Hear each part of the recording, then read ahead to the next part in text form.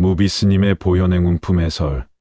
이와 같이 살았으면. 서문. 사람은 어떻게 살아야 하는가? 어떻게 사는 것이 잘 사는 것인가? 한 번뿐인 인생이라 결코 연습이나 다시 사는 법도 없는 인생.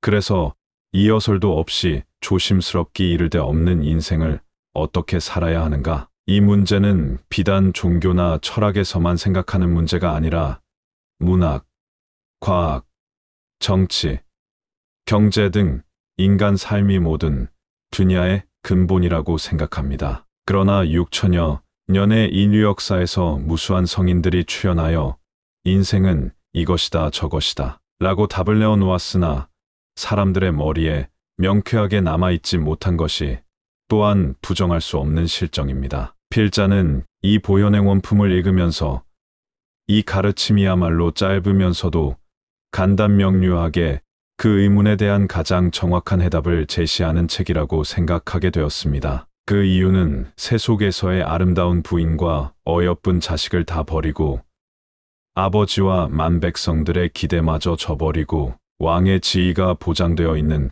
그 부귀공명들을 모두 포기한 채 스스로 6년의 피나는 수행 끝에 얻은 큰 깨달음의 결론이 바로 이 보현행 원품이기 때문입니다. 이와 같은 외적 조건만으로도 그 신빙성은 충분하지만 그 내용에 있어서도 사람으로서 가장 아름답게 그리고 가장 의미 있고 보람 있게 사는 10가지의 덕목을 명쾌하게 제시한 것이 그것입니다. 10가지 덕목을 다시 한마디로 요약하면 사람은 본래로 부처님이다. 그러므로 사람이 부처님이라는 사실을 깊이 이해하고 모든 사람들을 부처님으로 받들어 섬기면 진정한 평화와 행복은 보장되어 있다는 사실입니다. 보현행 원품은 이러한 내용들을 쉬운 말과 질서정연하게 조근조근 풀어가면서 독자들을 이해시키고 있습니다. 경전의 원문만으로도 훌륭하게 이해할 수 있지만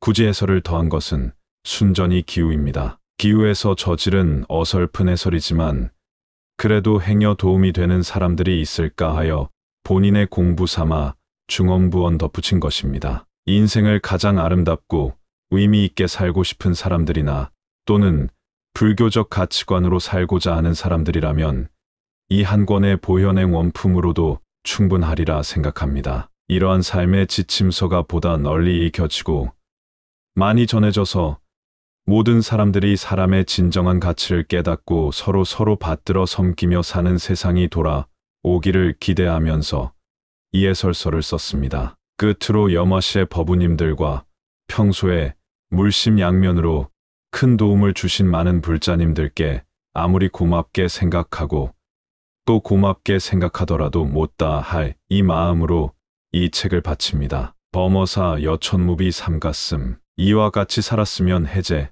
A. 보현행 원품이란 화엄경의 일부분입니다. 화엄경은 세 종류가 있는데요. 80권 본과 60권 본과 40권 본입니다. 40권 본은 입부사의 탈경계 보현행 원품이라는 한 가지 품뿐입니다. 이름은 달라도 80권 본과 60권 본의 입법 계품에 해당합니다. 한 가지 품이 무려 40권이나 되는데 그 마지막 권만 따로 떼어내서 우리가 흔히 독송하는 소위 보현행 원품으로 삼았습니다. 권수도 줄이고 이름도 간략하게 한 셈입니다. 길고 긴 경전을 그렇게 필요한 부분만 떼어내어 별행본으로 유통시켜도 이 경전에는 아무런 오류가 없습니다. 오히려 훨씬 돋보입니다. 보현행 원품이 얼마나 많이 읽히는가를 보면 압니다. 그래서 우리들에게는 보현행 원품이라는 독립된 경전으로 알고 있을 정도입니다. 보현행원의 행원이란 사람으로서 마음에 새기며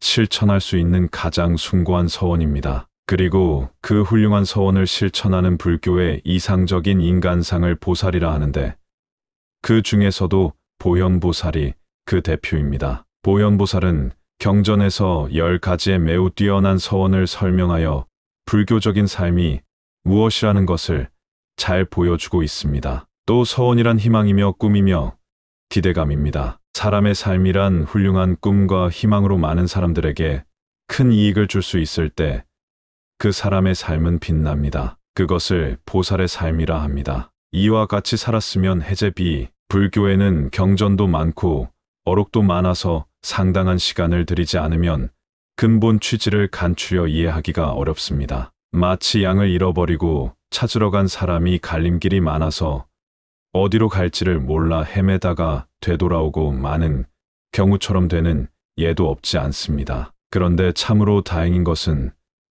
이와 같은 보현행 원품의 중요성을 알고 이안권으로 불교의 근본 종지를 삼아서 공부하고 실천하도록 한 눈 밝은 명한 종사들의 가르침이 있다는 것입니다. 이 한 권만 잘 이해하면 팔만대장경과 수많은 조사어록을 다 섭렵한 것과 같기 때문입니다. 그래서 이 보현행 원품은 화엄경의 결론이며 따라서 불교의 결론이라고 단언할 수 있습니다. 일찍이 어떤 조사가 말씀하시기를 부처님이 깨달음을 성취하신 것은 인류사에 있어서 가장 큰 사건이며 그 큰 사건인 깨달음의 내용을 남김없이 설파한 화엄경은 인류가 남긴 최고의 걸작품이다 라고 하였습니다. 이와 같은 의미를 가지고 있는 불교와 화엄경의 결론이라고 할 보현행 원품을 공부하는 것은 불자로서 필수적인 일입니다. 그 뜻은 간결하고 소박합니다. 세상 사람들이 모두 부처님이니